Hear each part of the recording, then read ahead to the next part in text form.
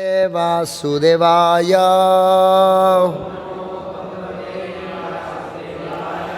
ओम नमो भगवते वासुदेवाय ओम नमो भगवते वासुदेवाय। भगवद गीता यथारूप अध्याय 16 देवी तथा आसुरी प्रकृति श्लोक संख्या 3। तेजः क्षमा धृतिः शौचं द्रोहो अतिमानिना भवन्ति संपदं देवीं अभिजातस्य भारतः। तेजः क्षमा धृतिः नहीं 2 2 4 2 6 तो 8। तेजः क्षमा धृति शौषम द्रोहो अतिमानिता भवति संपदं देवीं अभिजातस्य भारत। तेजः क्षमा धृति शौषम द्रोहो अतिमानिना न अनिता द्रोहो न अतिमानिता भवन्ति संपदं देवीं अभिजातस्य भारत। तेजः क्षमा धृति शौषं अद्रोहो अतिमानिता भवति संपदं देवीं अभिजातस्य भारत।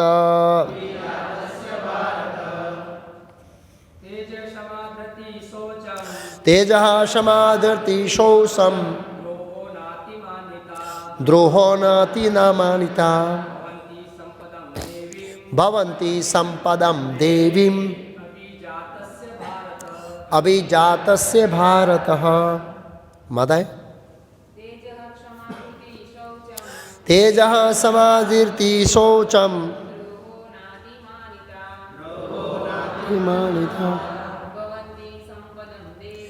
भवन्ति संपदं देवीं अभिजातस्य भारत। शब्दार्थ अनुवाद और तात्पर्य शिला अभय चरणारविंद भक्ति वेदांत स्वामी प्रभुपाद इस्कॉन संस्थापक आचार्य द्वारा। तेजः तेज बल क्षमा क्षमा धृति धैर्य शौचम पवित्रता अद्रोह ईर्ष्या से मुक्ति न नहीं अतिमानिता सम्मान की आशा भवती है संपदम गुण देवीं दिव्य स्वभाव अभिजातस्य उत्पन्न हुए का भारत। हे भरतपुत्र तेज क्षमा अनुवाद तेज क्षमा धैर्य पवित्रता ईर्ष्या तथा सम्मान की अभिलाषा से मुक्ति ये सारे दिव्य गुण हैं जो देवी प्रकृति से संपन्न देवतुल्य पुरुषों में पाए जाते हैं। तात्पर्य यहाँ पर प्रयुक्त तेजस शब्द क्षत्रियों के लिए निमित्त है। क्षत्रियों को अत्यंत बलशाली होना चाहिए जिससे वे निर्बलों की रक्षा कर सके। उन्हें अहिंसक होने का दिखावा नहीं करना चाहिए। यदि हिंसा की आवश्यकता पड़े तो हिंसा दिखानी चाहिए, लेकिन जो व्यक्ति अपने शत्रु का दमन कर सकता है उसे चाहिए कि कुछ परिस्थितियों में उन्हें क्षमा कर दे। वह छोटे अपराधों के लिए क्षमा दान कर सकता है। दूसरा पॉइंट टू पॉइंट पढ़ेंगे। ओम ज्ञानतिमिरान्धस्य ज्ञानाञ्जन शलाकया चक्षुरुन्मीलितं येन तस्मै श्री गुरुवे नमः। नमो ओम विष्णुपादाय कृष्णपृष्ठाय भूतले श्रीमते भक्तिवेदांत स्वामी इति नामिने। नमस्ते सारस्वते देवे गौरवाणी प्रचारिणे निर्विशेष शून्यवादी पाश्चात्य देशतानि रे श्री कृष्ण चैतन्य प्रभु नित्यानंद श्री अद्वैत गदाधर श्रीवासादि गौर भक्तविंदा। हरे कृष्ण कृष्ण कृष्ण हरे हरे, हरे राम राम राम हरे हरे।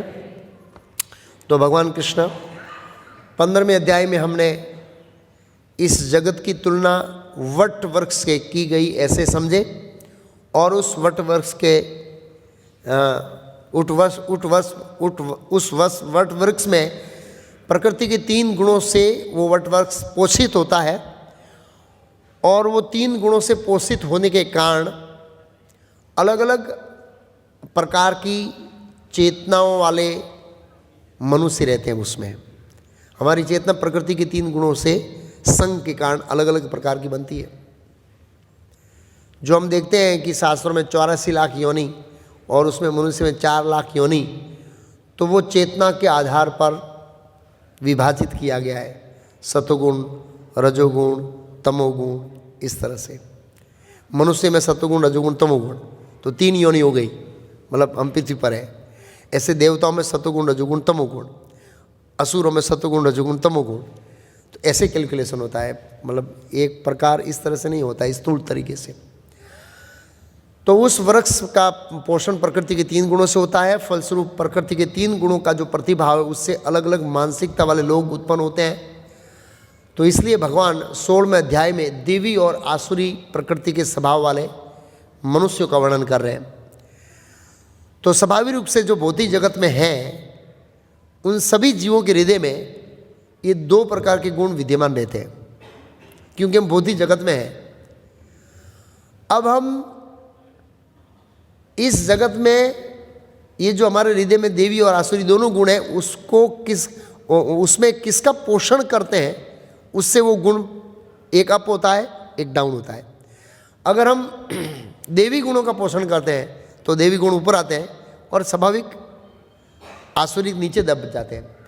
अगर हम आसुरी गुणों का पोषण करते हैं तो स्वाभाविक रूप से देवी गुण ऑटोमेटिक दब जाएंगे, अपने आप बैठ जाएंगे। तो ये प्रकृति के 3 गुणों का स्वभाव है। तो हम किस गुणों का सेवन कर रहे हैं, किसका पोषण कर रहे हैं और उनका पोषण कैसे कर रहे हैं। तो देवी गुणों का पोषण करना पड़ेगा, वो ऐसे ही प्रफुल्लित नहीं होगी, उसका पोषण करना पड़ेगा। पोषण अलग अलग तरीके से होता है। नैतिक स्तर पे से भी इन गुणों का पोषण होता है, लेकिन वो कृत्रिम रूप से होता है, ऊपरी तौर पर होता है, हृदय में नहीं होता है। और इसलिए जब हमारे स्वार्थ की पूर्ति करने की बारी आती है तो वो प्रकट हो जाता है। जैसे हम देख सकते हैं कि श्रृंगी ऋषि ब्राह्मण था, ब्राह्मण के गुण भी थे और साथ में असुरी गुण भी थे कुछ मात्रा में, और अपने पिता का अपमान हुआ तो तुरंत वो असुरी गुण पड़े थे, वो क्या आ गए, बाहर आ गए, अंदर थे। तो नैतिकता के स्तर पर, भक्ति के स्तर पर नहीं था। भक्ति के स्तर पर होता है तो वो भले ही उसके अंदर आसुरी गुण हो, लेकिन वो बाहर नहीं आने देता, क्योंकि वो देवी गुणों का पोषण करता है।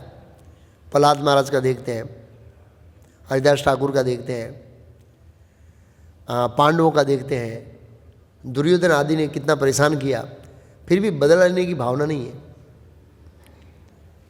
पीछे हम समझे थे अपैसुनम का मतलब था छिद्रावेषण में और रुचि, छिद्र में दूसरे को दोषों को नहीं देखना।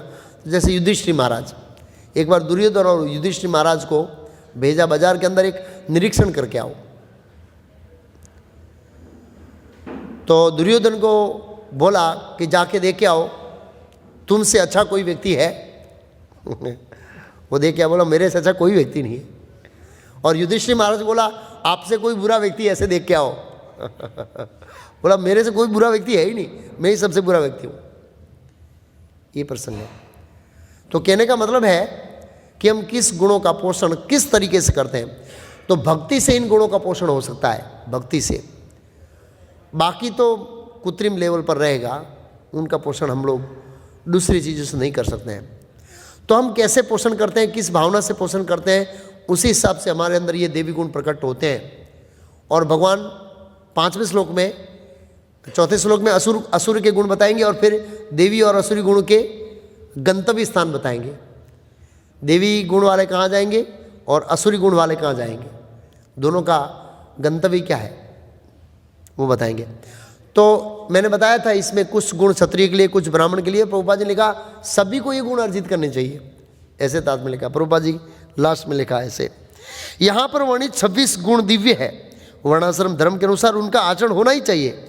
सारांश है कि भले ही भौतिक परिस्थितियों में सोचनीय हो, सारांश ये है कि भले ही भौतिक परिस्थितियाँ सोचनीय, सोचनी मतलब हमारी भौतिक परिस्थिति अभी बहुत गंभीर है। यदि सभी वर्ण के लोग इन गुणों का अभ्यास करें तो कर्मश आध्यात्मिक अनुभूति के सर्वोच्च पद पर ऊपर उठ सकते हैं, सर्वोच्च पद पर। देखो भौतिक जगत में कई बार हम लोग एक्सक्यूज करते हैं, पर वो परिस्थितियाँ ऐसी है, क्या करें, ये गुण डेवलप नहीं कर सकते हैं। तो इस तरह से अलग अलग चीज़ों के अंदर हम लोग एक्सक्यूज करते हैं, परिस्थितियों को क्या दोष देते हैं। लेकिन प्रभुपाद जी कहते हैं सारांश ये है कि भले ही भौतिक परिस्थितियां कितनी भी सोचनीय क्यों ना हो, यदि सभी वर्णों के लोग इन गुणों का अभ्यास करें तो कर्मश आध्यात्मिक पद पर ऊपर उठ सकते हैं।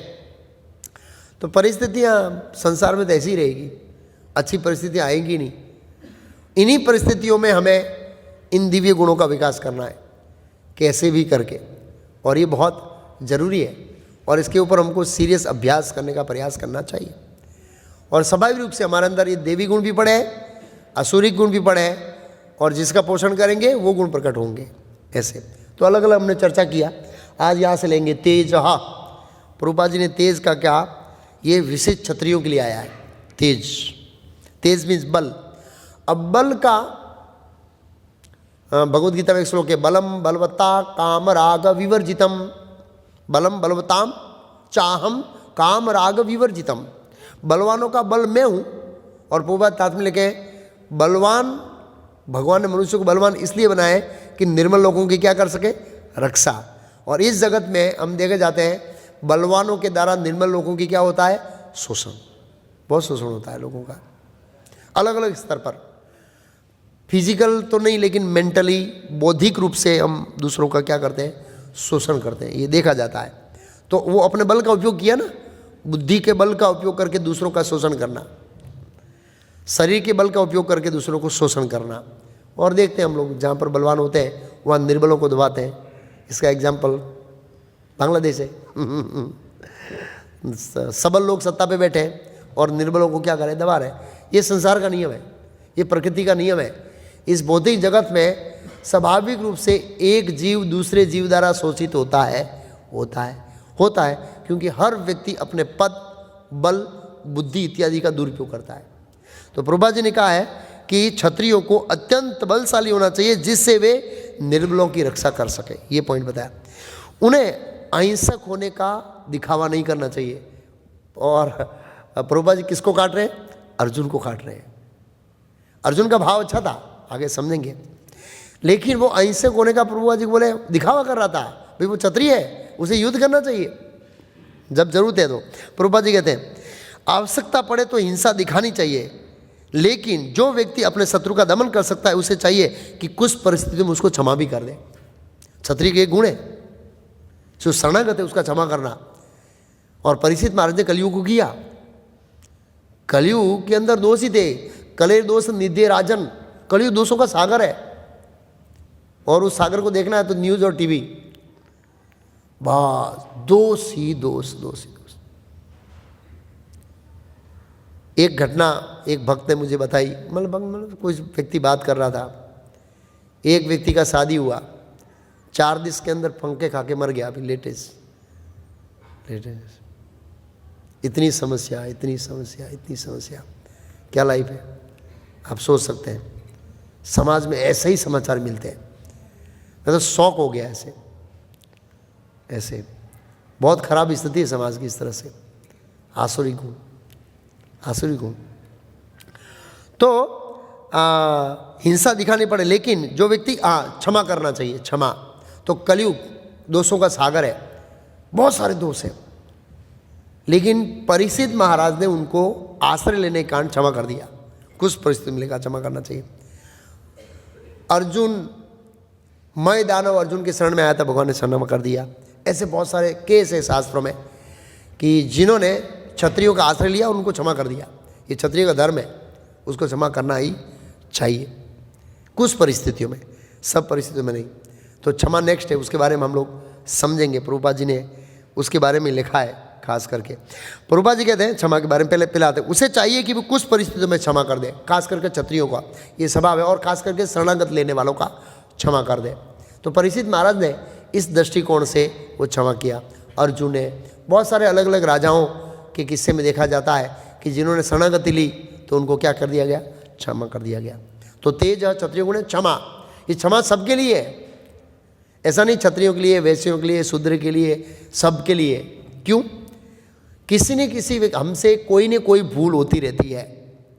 प्रभुपाद जी कहते हैं वह छोटे छोटे अपराधों के लिए क्षमादान कर सकता है, क्षमादान करें। छोटे छोटे अपराध होते रहते हैं तो उसको बहुत माइंड में नहीं लेना चाहिए। कई बार क्या है, हमारा स्वभाव मन संकुचित है, कोई भक्त कुछ बोलता है तो पूरा जीवन लेके उसको घूमते हैं। क्षमा कर देना चाहिए, ये क्षमा का गुण देवी गुण है। लेकिन फिर दूसरे भक्त को चाहिए कि वो क्षमा का मिसयूज नहीं करे। ये क्षमा करता है, मैं उसको गलत और अपराध करता ही जाऊंगा, ये क्षमा करेगा, मैं अपराध करता जाऊंगा, ये क्षमा करेगा, मैं अपराध करता। युधिष्ठिर महाराज का ये बहुत महान गुण था। तो एक दिन माता द्रौपदी ने थोड़ा उनको ऊंची आवाज में ऐसे बोला, मतलब स्त्री है, वन में रह रही है, सहन नहीं हो रहा है, वो पांच अपने पतियों की दुर्दशा नहीं देख पा रही है, इसलिए एक दिन गुस्से आई। हाँ, युधिष्ठिर महाराज आएंगे, दुर्योधन को बोले क्षमा ही धर्म है, राज्य दे देंगे। ऐसा करके उनको थोड़ा टॉन्ट मारा माता द्रौपदी ने ऐसे। तो कहने का मतलब ये है कि क्षमा देवी गुण है, क्षमा करना चाहिए। और भक्तों में छोटे छोटे अपराध होते रहते हैं तो उसको बहुत माइंड में नहीं लेना चाहिए। प्रभुपाद जी का एक बहुत कोटेशन है, वृंदावन में कहीं लिखा था इसके बारे में, मैं गया था, पढ़ा था, वो प्रसादम हॉल में लिखा था एक्चुअली, यही कि भक्तों को आपस में व्यवहार करते समय छोटे छोटे अपराध होते रहते हैं, उसको क्षमा करना चाहिए, माइंड में नहीं लेना चाहिए। क्योंकि हम प्रकृति के 3 गुणों से युक्त होने के कारण अलग अलग दृष्टिकोण से अलग अलग परिस्थिति में अलग अलग भक्तों को कुछ बोल देते हैं, तो भक्तों को बहुत माइंड में नहीं रखना चाहिए, उसको क्षमा कर देना चाहिए। बस ये पॉइंट बहुत महत्वपूर्ण है, इससे हमारा हृदय उदार बनेगा। अगर हम मन में लेके बैठेंगे, कई बार कुछ होता है तो भक्त बहुत समय के बाद बोलते, प्रभु जी इस भक्त ने मुझे ऐसा बोल दिया। अरे यार 4 साल के बाद की बात कर रहे थे, 4 साल तक लेके मन में घूम रहे। एक बार क्या हुआ, 2 ब्रह्मचारी थे, उनको नदी पार करनी थी। तो एक बेचारी गर्भवती स्त्री थी, उसको कौन नदी पार करेगा, पार नहीं कर सकती, कोई था नहीं। एक ब्रह्मचारी ने उसको उठा के वहाँ रख दिया और चल दिया नॉर्मल। गए 4-5 किलोमीटर गए और साथ में ब्रह्मचारी था। अरे यार तू कैसा ब्रह्मचारी है, स्त्री को स्पर्श किया, स्त्री को नदी पार कराया। बोला मैंने तो उसको ऊपर उठा के रख दिया, तू तो अभी लेके घूम रहा है। तू तो अभी भी घूम रहा है लेके। तो हम क्या करते हैं, सालों साल तक वो कड़वे शब्दों को लेकर क्या करते हैं, घूमते हैं। कई बार मन में रखते हैं। भक्तों को कोई चीज़ मन में नहीं रखना चाहिए, बहुत महत्वपूर्ण है। स्ट्रेट फॉरवर्ड, सीधा सीधा बोल देना चाहिए, प्रभु आपने मुझे ये बोला, मुझे बुरा लग गया, हरे कृष्ण, बस निकल गया आपसे। नहीं तो वो मन में रखेंगे तो क्या करेंगे, किसी न किसी से क्या करेंगे हम लोग, किसी से किसी क्या करेंगे हम लोग, बोलेंगे। उस जिसने हमको कुछ बोला उसको नहीं बोलेंगे ना, एक बोलेगा, ऐसा करके हम पूरा वातावरण खराब कर देंगे। लेकिन जिसको बोलना है उसको नहीं बोलेंगे और मन में रखा। तो ये भक्त को बहुत महत्वपूर्ण, स्ट्रेट फॉरवर्ड होना चाहिए भक्तों के डीलिंग के अंदर, ये एक बहुत महत्वपूर्ण है। क्षमा, तो प्रभुपाद जी का छोटे छोटे चीज़ों पर क्षमा कर दिए। और नेक्स्ट आया धृति ही। धृति का प्रभुपाद जी ने ट्रांसलेशन किया है, क्षमा धृति ही सबके लिए है, फेसिंग डिफिकल्ट, ओके। इसका प्रभुपाद जी ने ट्रांसलेशन किया, material and emotional strength when facing difficult situation. धृति का मतलब है हमारी जो चेतना है और हमारे जो इमोशनल्स है, भौतिक परिस्थितियों में हमारी चेतना परिस्थितियों के कारण क्या होती है, अप डाउन होती है, उसके अंदर स्थिर रहना, क्योंकि भौतिक जगत का स्वभाव है। हमारे जीवन में अच्छी बुरी घटनाएं आएगी, भक्त हो या अभक्त हो, सबके जीवन में ऊपर डाउन आएगी चेतना। पारिवारिक समस्या आ सकती है, मानसिक समस्या आ सकती है, बौद्धिक समस्या आ सकती है, शारीरिक समस्या आ सकती है और सामाजिक समस्या आ सकती है। भक्ति में और सारे ऑब्स्टेकल आ सकते हैं। उसमें क्या रहना है? स्थिरता में रहना है। धृति, धृति भी 3 प्रकार की होती है, अगले अध्याय में समझेंगे। सात्विक धृति, राजसिक धृति और तामसिक धृति। सात्विक धृति जो है वो स्थिर रहती है। धृति, प्रभुपाद जी ने एग्जैक्ट धृति का क्या मीनिंग किया? शब्द टू शब्द धृति, धैर्य, धैर्य, धृति का नाम धैर्य। धैर्य भी 3 प्रकार का होता है, सतोगुणी धैर्य, रजोगुणी धैर्य और तमोगुणी धैर्य। तो हमें सतोगुणी धैर्य धारण करना चाहिए, धीरज रखनी चाहिए। हम क्या होते हैं, परिस्थितियों के कारण धैर्य खो देते हैं और क्या हो जाते हैं, विचलित होते हैं। प्रभुपाद जी लिखा है ये गुण सबके लिए, सबके लिए और सब भक्तों को अर्जित करना चाहिए। धैर्य, उत्साह, निस्यात, धैर्यात, तत्त कर्म प्रवर्तन। तो 6 गुण हैं भक्ति में आगे बढ़ने के लिए। पहला उत्साह, उत्साह होना चाहिए और उसके बाद उत्साह के बाद क्या होना चाहिए? दृढ़ निश्चय। अब उत्साह है, दृढ़ निश्चय, धैर्य नहीं है। इतने समय से माला कर रहा हूँ, अंदर जा नहीं रहा है। इतने समय से माला कर रहा हूँ, समस्या क्यों आ रही है? इतने समय से माला कर रहा हूँ, शांति नहीं आ रही है। इतने समय से माला कर रहा हूँ, पारिवारिक परिस्थिति बैलेंस नहीं हो रही है। इतने समय से माला कर रहा हूँ, ये नहीं हो रही है। तो हम क्या तुरंत रिजल्ट चाहते हैं। तो रिजल्ट, हमारा जो प्रयास है वो गुरु साधु शास्त्र के अनुसार होना चाहिए। बाकी का रिजल्ट किसके ऊपर छोड़ देना चाहिए? कृष्ण के ऊपर छोड़ देना चाहिए। प्रयास परफेक्ट होना चाहिए। फिर धैर्य नहीं खोना चाहिए। हम देख सकते हैं धैर्य के बारे में, रामायण में कथा है सबरी की, कितना धैर्य। वो जब छोटी थी तो गुरु ने बोला था राम आएंगे, रोज़ साफ करती, रोज़ तैयारी, रोज़ तैयारी, रोज़ तैयारी, रोज़ तैयारी, रोज़ तैयारी। मृत्यु के अगले दिन भगवान राम आए, राम मिल के गए और दूसरे दिन शरीर छोड़ा उन्होंने, ऐसा लिखा है रामायण में। इतना धैर्य, इतना धैर्य है। तो प्रभुपाद जी कई बार उदाहरण देते, 2 उदाहरण देते हैं प्रभुपाद जी श्लोक के तात्पर्य में, उपदेशामृत में। उत्साह, निश्चय, धैर्यात। एक तो आम के पेड़ का देते हैं प्रभुपाद जी, वो लगाते तो नहीं है कि कल ऐसे बड़ा हो जाएगा पेड़, आजकल तो बड़ा ही मिलता है पेड़। मैं थोड़ा नर्सरी का ढूंढ रहा हूँ। आपको कितना बड़ा पेड़ चाहिए?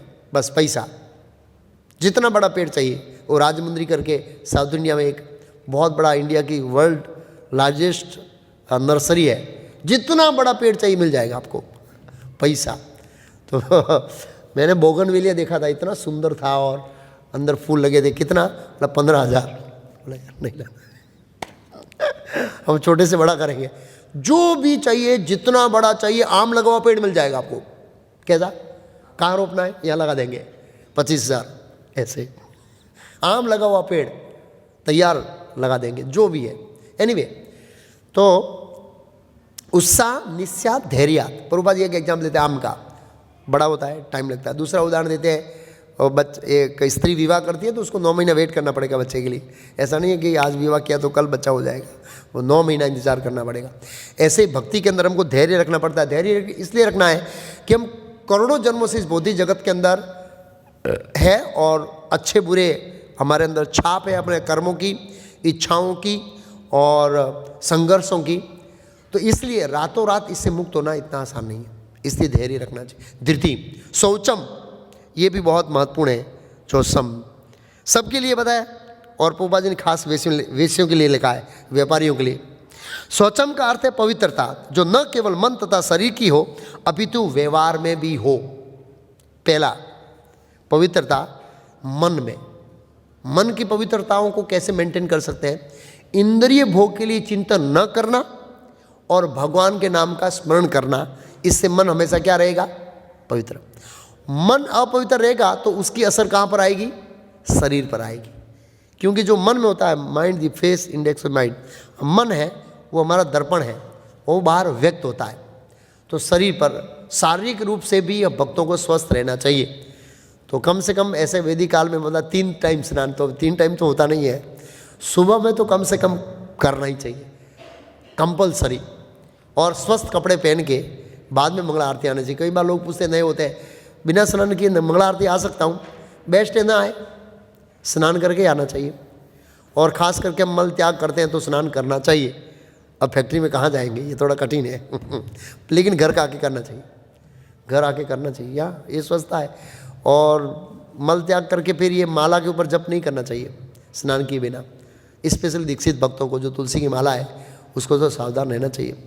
तो ये आधुनिक युग में ये नियम पालन करना है कठिन, चैलेंज है, लेकिन प्लानिंग करना चाहिए, प्रयास करना चाहिए, पवित्रता को मेंटेन तो करना चाहिए। तो पहली पवित्रता है हम जो देखते हैं शरीर से, तो शरीर से स्नान करके स्वस्थ कपड़े पहनकर। दूसरी पवित्रता है मन के स्तर की, जो इंद्रिय भोगों का चिंतन न करके हरे कृष्ण महामंत्र या भगवान का चिंतन से हम उसको शुद्ध रख सकते हैं। तीसरा प्रभुपाद मतलब अपितु, प्रभुपाद मतलब ऐसा नहीं है खाली शरीर और मन से पवित्र हो, अपितु व्यवहार में भी हो। हम दूसरे व्यवहार में पवित्रता होनी चाहिए। क्या होनी चाहिए, आगे लिखा है, यह विशेष रूप से वर्णिक वर्ग के लिए है। उन्हें चाहिए कि वे काला बाजारी ना करें।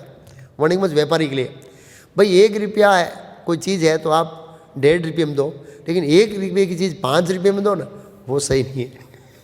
और समाज में ऐसा चलता है, इतना धोखा चलता है। कोई मुझे बोला था ये अंकलेश्वर में केमिकल है ना जो पानी वाला, ये 15 से 20 रुपये लीटर में ही बनता है, और कम से कम प्राइस 75 रुपये 100 रुपये से स्टार्टिंग होती है। उसकी जो पड़तर कॉस्ट है कितना है, 15 से 20 रुपया, 3 गुना भाव में बिकता है, 3 गुना भाव में। तो ये सही नहीं है, काला बाजारी, लोग काला बाजारी करते हैं वर्ण के लिए। तो ये अपवित्रता फैलाता है। पवित्रता व्यवहार में होना चाहिए, भक्तों के साथ व्यवहार में इस तरह से, और मन से होना चाहिए और शरीर से होना चाहिए। शौचम अद्रोहो, अद्रोहो, अद्रोह मीन्स सब ईर्षा से मुक्ति।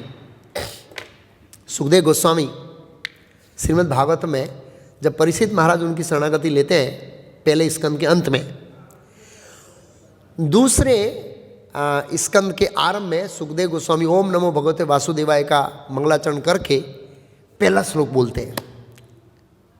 और पहला श्लोक में उन्होंने कहा है, ग्रह मेधी लोग होते हैं वो हमेशा दूसरों से ईर्ष्या करते हैं। एक है ग्रस्त, एक है ग्रह मेधी। जो ग्रस्त मतलब शास्त्रों के अनुसार जीवन नहीं जीता है, जिनका जीवन का एकमात्र लक्ष्य इंद्रिय भोग, वो ग्रस्त सबसे ईर्ष्या करते हैं। ईर्ष्या अलग अलग चीज़ में होती है, ये मेरे से पैसा ज़्यादा क्यों कमा रहा है, ये मेरे से सुखी क्यों है, इसकी मेरे से प्रतिष्ठा ज़्यादा क्यों है, इसकी मेरे से नामना क्यों है, इसकी मेरे से ज़्यादा पद क्यों है, इससे ईर्ष्या कर। सुखदेव को बहुत ज़बरदस्त बताया, उनको बताया, और वो बाद में बताएंगे क्या सुनना चाहिए क्या नहीं सुनना चाहिए। क्योंकि परीक्षित महाराज ने पूछा कि जो व्यक्ति मरणासन के निकट हो उसको क्या सुनना चाहिए क्या नहीं सुनना चाहिए, तो उन्होंने बताया कि आप भाग्यशाली, आप सामान्य ग्रस्त की तरह नहीं है, आप ग्रस्त है, लेकिन सामान्यतः लोग इस बोधि जन्म ग्रह में ही है, जो हमेशा दूसरों से क्या करते हैं, ईर्षा। तो ये अद्रोह, ईर्षा, ईर्षा रहती है हमारे अंदर, भौतिक जगत का स्वभाव है। ऐसा नहीं मनुष्यों में, पक्षियों में भी ईर्षा रहती है। एक बार एक ऐसा था, एक कंपनी थी, वो केकड़ाओं को चाइना भेजती थी। किसको भेजती थी, केकड़ा आता है ना खाने के लिए। अब एक बार एक टोपली में केकड़ा डाल देते हैं तो उसका ढक्कन नहीं रखते वो लोग भेजने के लिए। क्यों, मतलब एक ऐसा पीप आता है ड्रम। तो कंपनी वाले पूछे यार आप क्या भेजते हैं कि ढक्कन ही नहीं बनाते, बोला केकड़े भेजते, बाहर नहीं निकलता है। एक बार केकड़ों को अंदर डाल दो, एक निकलने का प्रयास करेगा, दूसरा उसका पैर खींचेगा, तीसरा पैर खींचेगा, सब उसको गिरा देंगे। तू कहाँ जा रहा है भाई, हम सब मरने जा रहे हैं, तुम ही हमारे साथ चल तो कहने का मतलब ये है, ईर्षा सभी जीवों के अंदर ईर्षा। मैंने बताया ना, एक भक्त थे, वो भक्त बन गए, उसके पास कुत्ता था। तो हमने बोला भैया कुत्ता तो भक्तों को नहीं रखना चाहिए, तो छोड़ने का प्रयास कर रहा है। वो छोड़ के आया, दूसरे कुत्ते उसको नोच के खा गए, घर में वापस आ गया दौड़ गया। बोला प्रभु इनका झोन होता है और उसके झोन में दूसरा आता है, ईर्षा। अब मेरे झोन में क्यों आया, ईर्षा। ऐसे ही कोई यहाँ से इंडिया से पाकिस्तान आए, इधर क्यों आया, अमेरिका क्यों आया, तुम लोग अमेरिका आ गए। इससे कुत्तों की तरह एक अलग अलग एरिया में जाते हैं तो क्या करते हैं, ये मेरा area, this is my zone. मनुष्यों में भी ऐसा है, पशुओं में भी ऐसा है। तो द्रोह मतलब ईर्षा, ईर्षा रहती है, खास करके हमसे कोई आगे बढ़ता है। भक्ति में भी ऐसा होता है, अरे ये कल का आया हुआ है, वामन प्रभु इसके साथ इतनी चर्चा क्यों करते, महाप्रभु इसके साथ इतनी की बात क्यों नहीं करते। ऐसे एक एग्जाम्पल, ऐसे लोग, अरे गुरु महाराज इसको ज़्यादा पसंद क्यों करते हैं, ये तो मेरे पास से आया। भक्ति मार्ग में भी आती है ईर्षा, ऐसा नहीं है कि भौतिक दुनिया में ईर्षा है, भक्तों के अंदर भी ईर्ष्या पकड़ लेती है, ये क्यों आगे बढ़ रहा है, ये तो कल का आया हुआ है, इसका नाम क्यों हो रहा है इतना इस्कॉन में, ऐसा क्यों हो रहा है। ईर्ष्या हृदय में पड़ी है, और ये ईर्ष्या इसलिए है, तो भगवद गीता में बताया, इच्छादेश समुत्थेन दंदमोहेन भारत सर्गे यान्ति परंतप। भगवान कृष्ण से ईर्ष्या करने के कारण हम सभी जीवों से ईर्ष्या करते हैं। कल ही हम लोग समझे ना, परीक्षित महाराज भगवान कृष्ण से ईर्ष्या नहीं करते, इसलिए क्या करता है, मैत्रियेषु सर्वदा, सभी जीवों से मेरी मैत्री हो। सुदामा ने भी वो वरदान मांगा, सभी जीवों के प्रति मेरा दया भाव हो। तो जहाँ दया भाव है वहाँ ईर्ष्या नहीं। अगर किसी का हम दया करते हैं तो उसे ईर्ष्या नहीं कर सकते हम लोग। तो ईर्ष्या हमारे हृदय में इसलिए पड़ी है कि हमने मूल भगवान कृष्ण से ईर्ष्या किया है कि ये क्यों भोगता है, मैं सर्वेंट क्यों हूँ, मैं नौकर क्यों हूँ, तू स्वामी क्यों है, बस ये ईर्ष्या। इच्छा और द्वेष, द्वेष में इच्छा, इच्छा क्या, मैं भोक्ता बनना चाहता हूँ, और द्वेष का मतलब क्या है, ईर्ष्या। और द्वेष क्यों है, तू भोगता क्यों, मैं क्यों नहीं, बस। इच्छा द्वेष दंड मोहे न बार, इनका द्वंद होता है। सर्गे यान्ति परंतप, सर्जन, सर्ग मतलब सर्जन के समय हमारा मटेरियल वर्ल्ड में जन्म होता है। ये मूल आचार्यों ने ये श्लोक बताया, हमारे पतन का कारण बताया। लोग पूछते हमारा पतन कैसे हुआ, ये श्लोक, इच्छा द्वेष समुत्थेन, समुत्थेन मतलब उत्पन्न होती है, द्वंद मोहेन, जब वो दो उत्पन्न होती है तो द्वंद होता है। हाँ, क्या करूँ, ऐसे मैं भोक्ता बनूँ, ये भोक्ता क्यों है, मैं भोक्ता क्यों नहीं हूँ, ये द्वंद। सर्गे यान्ति परंतप, मटेरियल वर्ल्ड में हमारा जन्म होता है, यही हमारा पतन का मूल कारण बताया आचार्यों ने एक्चुअली ऐसे, ईर्ष्या। फिर आगे बताया ईर्ष्या, नाति मानिता, नाति मानिता का प्रभुपाद जी ने बहुत लिखा, सम्मान की आशा न करना। हम सब चाहते हैं हमारा गुणगान करें, हम सेवा करते तो हमारे कोई वैल्यू, हमारी सेवा की वैल्यू समझे। ऑथोरिटी को वैल्यू समझनी चाहिए, ऑथोरिटी को उसका गुणगान करना चाहिए, लेकिन हमको आशा नहीं रखनी चाहिए कि हमारा कोई सम्मान करे। क्यों, अगर भक्ति में आगे बढ़ना है तो चैतन्य महाप्रभु ने एक श्लोक बोला, जे रूपे नाम लाए उपजाए कृष्ण प्रेम, सुन स्वरूप राम राय, मेरे ख्याल से रामन राय और स्वरूप दामोदर को बोल दें शायद, कि जिस रूप में नाम लेने से कृष्ण प्रेम उपजता है वो सुनो। तो क्या कहा, तृणादपि सुनीचेन तरोरिव सहिष्णुना अमानिना मानदे कीर्तने सदा, दूसरों को मान लेना और सम्मान की आशा नहीं रखना, ये होना चाहिए। और दूसरों को मान देंगे ना तो स्वाभाविक रूप से हमारे अंदर सम्मान की इच्छा नहीं आएगी, लेकिन स्वाभाविक होती है। प्रभुपाद जी आगे कहते हैं, हाँ, सम्मान की आशा करना शूद्रों अर्थात श्रमिक वर्ग के लिए, जिन्हें वैदिक आदर्श के अनुसार चारों वर्णों में निम्न माना जाता है, उन्हें व्यर्था सम्मान या प्रतिष्ठा से फूलना नहीं चाहिए। मतलब हमको कोई सम्मान कर रहा है तो फूलना नहीं चाहिए, व्यर्था नहीं सोचना चाहिए, और हमें सोचना चाहिए कि हमको जो सम्मान दे रहे हैं वो किस लिए है, भगवान की भक्ति के कारण दे रहे हैं। हम धोती पहन के जाते हैं किसी घर, ओ आइए आइए हमारे घर आइए महाराज महाराज, ऐसे चरण स्पर्श करते हैं। तो हमें जानना चाहिए कि ये सब कृष्ण की कृपा के कारण है, हमारे अंदर जो भी योग्यता है, जो सम्मान मिल रहा है। सामाजिक व्यवस्था बनाए रखने के लिए वे उच्च वर्णों का सम्मान करें, हमेशा अपने वरिष्ठों का सम्मान करें, लेकिन अपनी सम्मान की आशा न रखें, ये बहुत महत्वपूर्ण है। अमानी न मान दे कीर्तनी सदाहारी, तो बहुत महत्वपूर्ण भक्तों के लिए ये शिक्षा है। फिर लिखा आगे, भवंती संपदम, भवंती मीन्स प्राप्त करते हैं, संपदम ये संपत्ति है, ये हमारी संपत्ति है रियल, बाकी संपत्ति यही रहनी चाहिए। ये देवी गुण संपदम देवीम अभिजात से भारत, देवी गुणों से युक्त होते हैं वो इनको धारण करते हैं।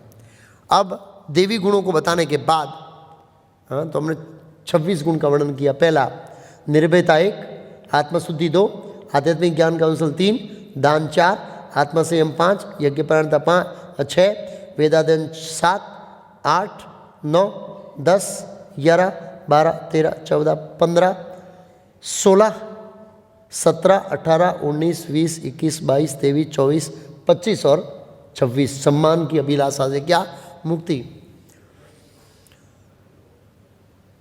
जब हम ये समझ जाएंगे कि जीवेरे स्वरूप है कृष्ण नित्य दास और कृष्ण की सेवा करना ही हमारा स्वरूप है, तो स्वाभाविक रूप से हम सम्मान की आभा से क्या हो जाएंगे, मुक्त हो जाएंगे ऐसा।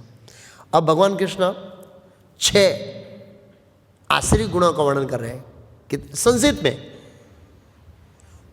और फिर ये संक्षिप्त में वर्णन करने के बाद पूरा डिटेल में जाएंगे भगवान आसुरी गुणों का। क्यों? क्योंकि भौतिक जगत में ज़्यादातर आसुरी गुणों से युक्त है, उनकी मानसिकता वर्णन करें। दंभो दर्पो अभिमानस्य क्रोधस्य पारुष्यम एवच अज्ञानम अभिजातस्य पार्थम संपदाम आसुरी। ये संपदा है, ये प्रॉपर्टी है, आसुरी लोगों की संपत्ति है।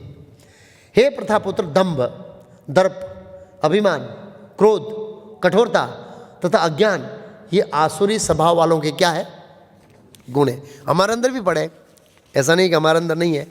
और ये कब प्रकट होंगे? जब मौका मिलेगा। हरे कृष्ण, जब मौका मिलेगा तब ये प्रकट होंगे। अच्छा, याद रखिए प्रभुपाद जी ने कहा है इस श्लोक के तात्पर्य में है कि जब वे अपनी माताओं के गर्भ में होते हैं त्यों त्यों बढ़ते हैं और त्यों त्यों वे अशुभ गुण प्रकट करते हैं। आसुरी गुण है ना, वो जब जीव माता के गर्भ में, अभिजाता से, दोनों में शब्द आया, अभिजाता से मतलब देवी में भी आसुरी में भी। तो हम देखते हैं श्रीमद् भागवतम वर्णन है, जब माता दीति के गर्भ में हिरण्यकश्यप थे गर्भ में, तो उनके दुर्गुणों का प्रभाव, असुरी गुणों का प्रभाव से बार बहुत समाज विचलित हो रहा था। दुर्योधन के जन्म के समय में असुरी गुणों के सब प्रकट हुए थे, इसे पता लगा कि असुर जन्म ले रहा है, इसलिए ऐसे अभिजात से। तो ये माँ के गुणों से, अरे माँ के गर्भ से ही ऐसे होते हैं, उनका इस तरह से पोषण होता है। प्रभुपाद जी ने कहा था वे आसुरी गुण तभी वे प्राप्त करते हैं जब वे अपनी माताओं के गर्भ में होते हैं, तब से अभिजात से। तो पहला है दर्प, प्राइड। प्रभुपाद जी इसमें तात्पर्य में असुरी गुणों के बारे में लिखे हैं। यह श्लोक नरक का राजमार्ग है। क्या मार्ग है? नरक का राजमार्ग। पूरा समाज इन आसुरी गुणों से, और हम उस समाज में रहते हैं, हमारे अंदर भी सूक्ष्म रूप से ये गुण पड़े हैं, और मौका मिलने पर ये क्या होते हैं, प्रकट होते हैं। एक्चुअली ऐसे प्राइड सबसे पहला है। हाँ, दर्प। प्रभुपाद जी कहते हैं आसुरी स्वभाव वाले लोग धर्म तथा आत्मविद्यार्थी प्रकृति का आडंबर रचते हैं। आडंबर मीन्स बाह्य दिखावा करते हैं। पहला ये प्राउड, शोबाजी कहते हैं ऐसे, शो दिखाने के लिए, इस तरह से दर्प। भले ही वे उनके सिद्धांतों का पालन न करते हो। बहुत सारे ऐसे लोग देखे हैं जब कुछ वो दिखावा करने के लिए धर्म करते हैं, बाकी उनके जीवन में अभ्यास करने की कोई इच्छा नहीं है। अभ्यास करने की इच्छा बहुत कम है। लोग बाह्य दृष्टिकोण का धर्म का पालन करते, रोज मंदिर में जाएंगे, लेकिन व्यक्तिगत रूप से शास्त्रों के अनुसार धार्मिक व्यक्ति बनना उनकी इच्छा नहीं होती है कि मैं सिस्टमेटिक शास्त्रों को समझकर मेरे जीवन के अंदर शास्त्रों का अभ्यास करूं। ऐसे बहुत कम लोग हैं। हमको लगता है बहुत धार्मिक है, लेकिन जब वो मौका आएगा तो वो दुर्गुण क्या हो जाएंगे, उसके अंदर अप्रकट हो जाएंगे। अश्वत्थामा ब्राह्मणता, धार्मिकता, सोते हुए पांचाली के 5 पुत्रों को मार दिया, ऐसे। फिर बता दर्प के बाद आता है दर्प। दर्प, दर्प, दम के बाद दर्प, घमंड। ये घमंड बहुत, हमको एक मुझे प्रभुपाद जी बोले, एक पैनी का घमंड होता है। पैनी मतलब चारानी को भी व्यक्ति का घमंड होता है ऐसे। एक बार एक साधु रहता था उस साधु ने कुछ 20 रुपया जमीन में डाटा और दूसरे जन्म में वो चूहा बन गया। तो वो जहाँ 20 रुपया था वहाँ पे जाके कूद रहा था। दूसरे साधु को पता लगे कुछ गड़ में खोदा तो 20 रुपया मिला। अब 20 रुपये का पावर देखिए उसको, इतना कूदता था। और हम समाज में देखते हैं ऐसे होता है। धन क्या आता है? घमंड। घमंड किसका आता है हमको?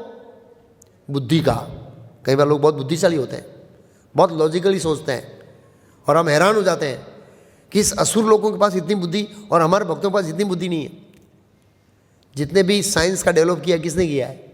असुरों ने किया है, और बुद्धि लगाई है, और उनको प्राउड होता है, उनको घमंड होता है, इसलिए वो कृष्ण भक्ति में नहीं आते। बुद्धि का घमंड हो सकता है, ज्ञान का घमंड हो सकता है, पांडित्य, भक्ति मार्ग में भी पंडिताई का गर्व हो सकता है, सौंदर्य का गर्व हो सकता है, डिग्री का गर्व हो सकता है। ये बहुत सारे गर्व है। और इसलिए कुंती महारानी ने कहा जन्म ऐश्वर्य श्री सुधवीर मानद। आप 4 प्रकार के लोगों से प्राप्त नहीं होने वाला है। 4 प्रकार की मानसिकता वाले लोग हैं, उनको प्राप्त नहीं होते हैं। जन्म, जिसका उच्च कुल के जन्म का घमंड, इस परिवार में मेरा जन्म हुआ है। जन्म, ऐश्वर्य, धन का घमंड, जन्म ऐसे श्रीवीर मानद, श्री सुधवीर मानद, विद्या का, सौंदर्य का, ऐश्वर्य का, और एक क्या था, ज्ञान का। ज्ञान, ऐश्वर्य, सौंदर्य और परिवार, उच्च परिवार में जन्म, ऐश्वर्य, श्री सुधवीर मानद, इनका घमंड हो सकता है।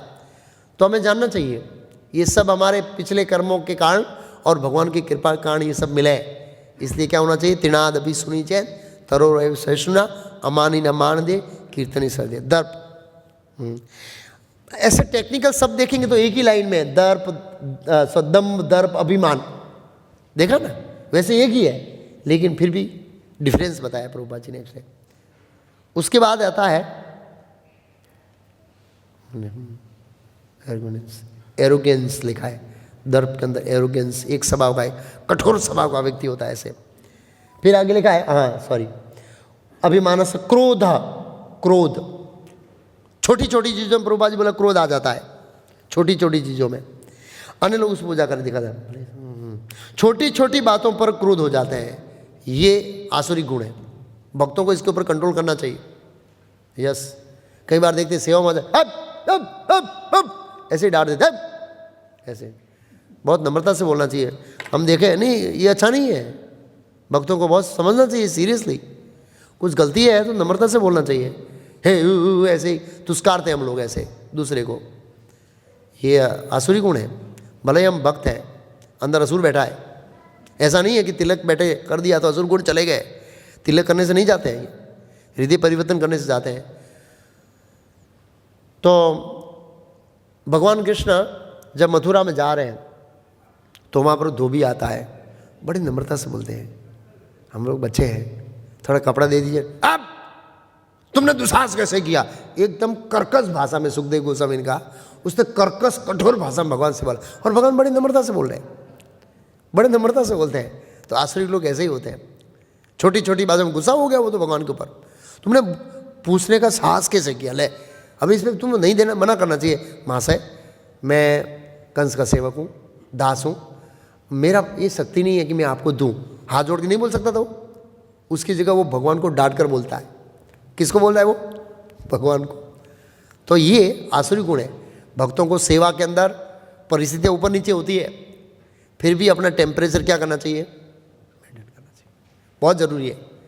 क्योंकि भगवान आकर बताएंगे, अर्जुन ये 2 सुनेगा, तीसरे में तो काँप जाएगा, अरे बाप रे बाप मेरे अंदर असुरी गुण।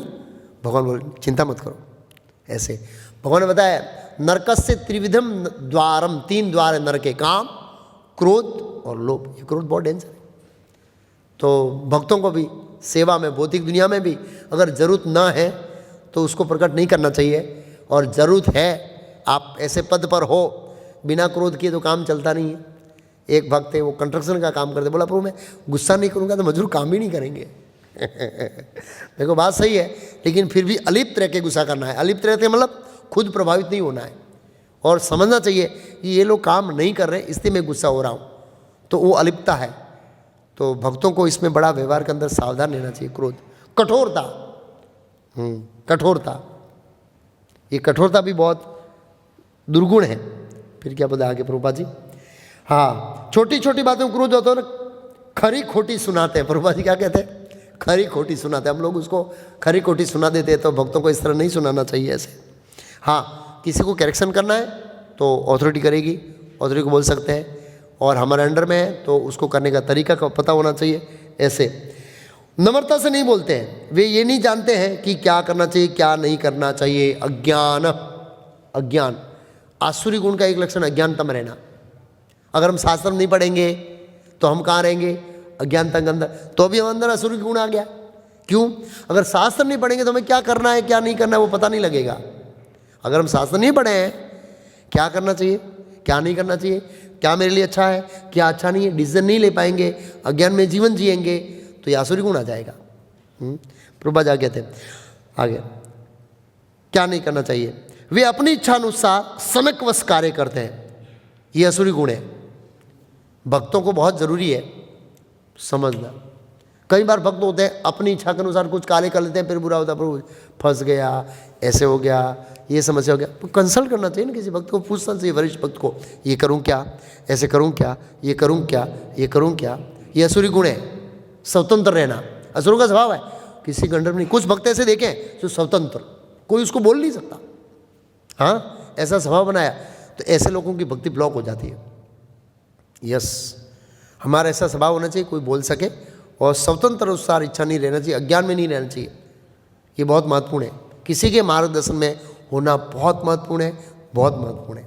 अपनी सनक के अनुसार काम करते हैं, वे अपनी सनक बस सारे कार्य करते हैं, वे किसी प्रमाण को नहीं मानते। मैं प्रमाण नहीं मानता हूँ, लोग आते हैं ना यहाँ सत्संग में कुछ बात करते, मैं प्रमाण नहीं मानता हूँ, कोई शास्त्र प्रमाण नहीं। आसुरी गुण, आसुरी गुण ये बहुत ज़रूरी है, हमें प्रमाण को मानना चाहिए और किसी के मार्गदर्शन में काम करना चाहिए, समय के अनुसार नहीं। फिर कहते हैं वे आसुरी गुण तभी से प्राप्त करते हैं जब वे अपनी माताओं के गर्भ में होते हैं, तभी। तो दम्भ, दर्प, अभिमान, क्रोध, कठोरता, अज्ञान, ये सभी आसुरी गुण भगवान ने 6 संपिस में बताए। डिटेल में भगवान आगे बताएंगे, पूरा अध्याय यही है और अलग अलग, तो उससे समझेंगे, इसको डिटेलिंग करेंगे। लेकिन उससे पहले अर्जुन का मन बहुत विचलित हो गया है, अर्जुन बहुत निराश हो गया है। तो भगवान ने देखा कि अर्जुन निराश हो रहा है, तो उसको उत्साह बढ़ाने के लिए भगवान इस श्लोक में बताएंगे, 5वें श्लोक में, कि इन गुणों को अर्जित करने वाले लोगों की गति क्या है। देवी गुण वाले कहाँ जाएंगे, असुरी गुण वाले कहाँ जाएंगे, और अर्जुन को आश्वासन देते हैं। क्या कहते हैं, देवी संपद विमोक्षाय निबंध आसुरी मतः मासु च संपदम देवीम अभिजातोऽसि पांडव। दिव्य गुण मोक्ष के लिए अनुकूल है। ये जो दिव्य गुण है ये किसके लिए अनुकूल है, मोक्ष के लिए, मुक्ति के लिए अनुकूल है। ये दिव्य गुण अनुकूल है, भक्ति में बढ़ने के लिए सहायता करेंगे देवी गुण। और आसुरी गुण है बंधन दिलाने वाले हैं। और भगवान आगे बताएंगे कि मैं असुरों को एकदम घोर अंधकार भरा प्रदेश में डाल रहा हूँ। अंधकार भरा प्रदेश मतलब नरक से भी एक दूसरा नरक है, आपको पता है, अंधकार वो है, हाँ क्या बोलते हैं, लोकालोक पर्वत के पीछे साइड में, वो पोस्ट में पता है, लोकालोक पर्वत का एक पीछे साइड अंधकार है जिसमें बर्फ ही बर्फ है, उसमें भगवान जीवों को, असुरों को डालते हैं। हाँ, जहाँ से वो निकल नहीं पाते वहाँ, इतना परेशान, इतना कष्ट जिसके कोई कर्म, नरक में भी कष्ट ज़्यादा होता है उसमें। भगवान बोलते हैं घोर अंधकार भरे प्रदेश में डालता हूँ। तो आचार्य कहते हैं अंधतमः परिविशन्ति, इस उपदेश में एक श्लोक है, वो जगह कौन सी है, लोकालोक पर्वत के पीछे साइड में अंधकार है। क्योंकि लोकालोक के पर्वत में अंदर साइड में सूर्य प्रकाश डालता है, लोकालोक के पीछे साइड में सूर्य प्रकाश नहीं डालता है, और सूर्य प्रकाश नहीं जाने के कारण वहाँ बर्फ ही रहता है, और उसके अंदर भगवान असुरों को डालते हैं, वो आगे बताएंगे। तो दिव्य गुण मोक्ष के लिए अनुकूल है, आसुरी गुण बंधन दिलाने के लिए। हे पांडुपुत्र तुम चिंता मत करो। अर्जुन तुरंत चिंता करने लगा। देखो अर्जुन आर्टिफिशियल चिंता नहीं कर रहे हैं, रियली अर्जुन फील कर रहा है कि मैं 1 नंबर का असुर हूँ। क्यों, भगवान ने बोला है ना भाई, बिना घमंड किए, बिना लोगों को मारे, इसमें बोला अहिंसा, और अर्जुन क्या कर रहा है, हिंसा कर रहा है। तो अर्जुन समझ रहा है मैं हिंसा कर रहा हूँ, मेरे अंदर देवी गुण नहीं है, मेरे अंदर आसुरी गुण है। हे पांडुपुत्र तुम चिंता मत करो, क्योंकि तुम देवी गुणों से युक्त होकर क्या कर रहे हो, जन्मे हो। अच्छा, अर्जुन कैसे पता करेगा अंदर देवी गुण है? प्रभुपाद जी बोले किस आधार पर?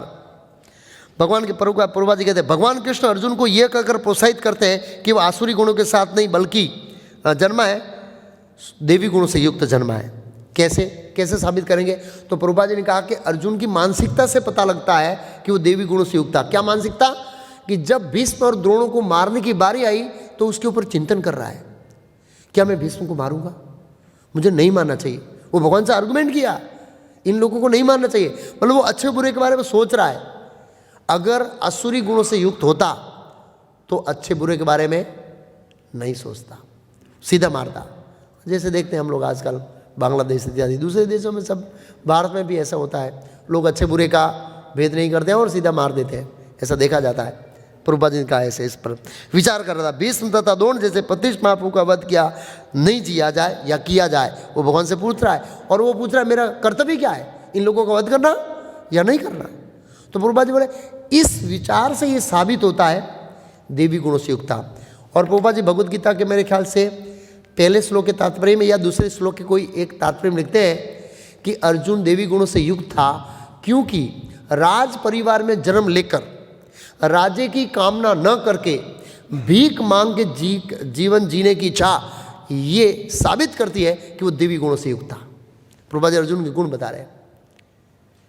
अपना राज्य नहीं चाहिए, शत्रुओं को समान करने के तैयार है, जीवन कैसे जीऊंगा, भीख मांगूंगा। और भीख मांगने का स्तर कितना है, राज परिवार में जन्म लेकर भी भीख मांगने की अपनी इच्छा प्रस्तुत करना, ये उनके देवी गुण को बताता है। प्रभुपाद जी एक श्लोक के तात्पर्य में पहले अध्याय या दूसरे अध्याय में लिखा है। फिर प्रभुपाद जी कहते हैं आगे, अतएव न तो वो क्रोध के वशीभूत होकर कार्य कर रहा था, न झूठी पष्टिता या निष्ठुरता के अधीन होकर, अतएव वो आसुरी स्वभाव का नहीं था। अर्जुन ने इस पर विचार किए थे। वो क्रोध में आकर युद्ध नहीं कर रहा है, वो तो तैयार ही नहीं था, भगवान ने उसको तैयार किया है कि तेरा कर्तव्य बचा।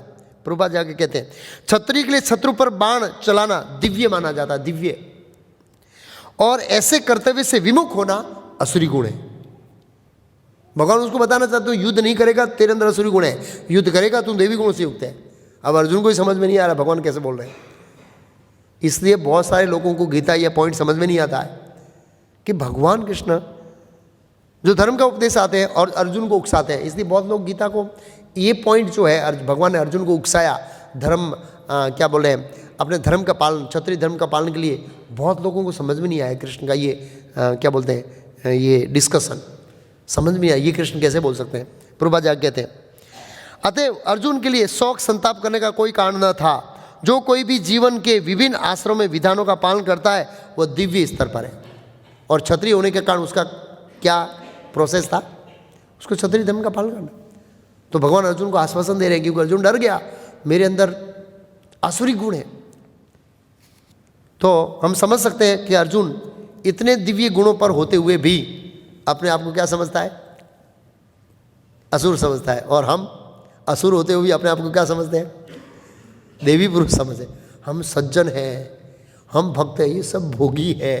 नो डाउट, निसंदेह हमें मध्यम स्तर पर तो आना पड़ेगा प्रचार करने के लिए। जो कृष्ण का भक्त नहीं है तो उसको तो निम्न स्तर पर देखना पड़ेगा।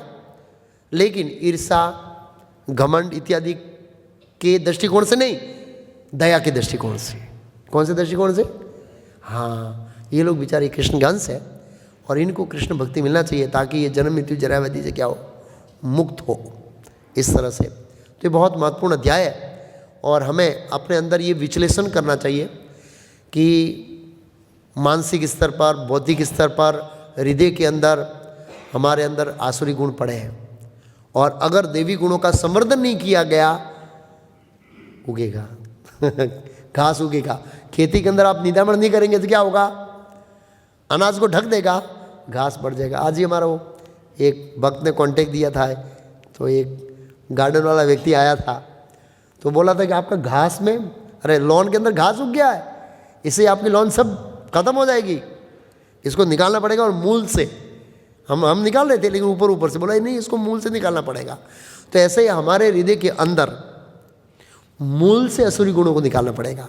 क्यों? अगर बीज रहेगा तो असुरी पानी पड़ेगा, असुरी पानी पड़ेगा ना तो असुरी फल निकलेगा। देवी पानी गिरेगा तो देवी, असुरी पानी का मतलब क्या है, असुरों का संग मिल गया तो असुरों की विचारधारा हमारे हृदय में पड़ी, जो असुरी गुण है उनके पड़ेगी और वो गुण खिलेगा। लेकिन अंदर बीज नहीं रहेगा तो कितना भी पानी गिरेगा फिर भी वो गुण बाहर नहीं आएंगे, क्योंकि नाश हो गए। तो इसलिए ये अध्याय को पढ़ना चाहिए और भगवान आगे डिटेल में उनकी मानसिकता बताएंगे, आसुरी लोगों की क्या मानसिकता। पूरा अध्याय यही है। उसके बाद अंत तक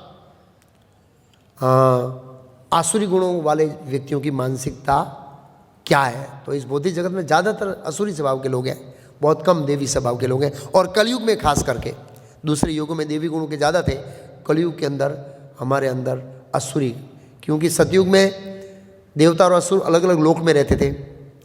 त्रेता युग में अलग अलग क्या कर रहे हैं, राज्य में रहते थे, सॉरी अलग अलग लोक में रहते थे। और त्रेता युग के अंदर एक ही लोक में रहने लगे। और दापुर युग के अंदर एक ही शहर में रहने लगे, देव और असुर। कलयुग के अंदर एक ही हृदय में, हमारे हृदय में भी असुर बैठा है और हमारे हृदय में भी देव बैठा है, मतलब देवी गुण असुरी गुण दोनों साथ में एक हृदय में। और हम लोग कई बार प्रदर्शित करते हैं कई बार बाहर निकल जाता है, ये देखने में आता है भक्तों के जीवन में भी कई बार असुरी गुण क्या हो जाता है, प्रकट हो जाता है। तो देवी गुणों का संवर्धन करो, और देवी गुण कृष्ण भक्ति करने से आएगी, हरे कृष्ण महामंत्र का अच्छा जप करने से, प्रभुपाद जी की पुस्तकों को बहुत गंभीरता से पढ़ने से, और जो रेगुलर भक्त है मॉर्निंग प्रोग्राम चाहे मंदिर में हो या घर में हो उसका करने से ये धीरे धीरे देवी गुण प्रकट होंगे। हरे कृष्णा। अनाउंसमेंट है।